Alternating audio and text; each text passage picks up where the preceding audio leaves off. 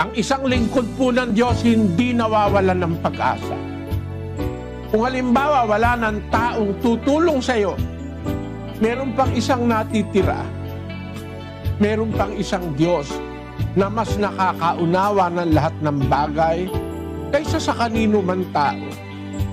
Wala pong problema na mas malaki kaysa sa Diyos. Malaki ang Diyos kaysa lahat ng problema. Magtiwala lang po tayo, humingi tayong may pananampalataya. May Diyos, meron siyang magagawa, meron siyang maitutulong. Sa pamamagitan ng wika ng panalangin at daing na may pagpapasalamat, ipakilala ninyo ang inyong mga kahilingan sa Diyos at ang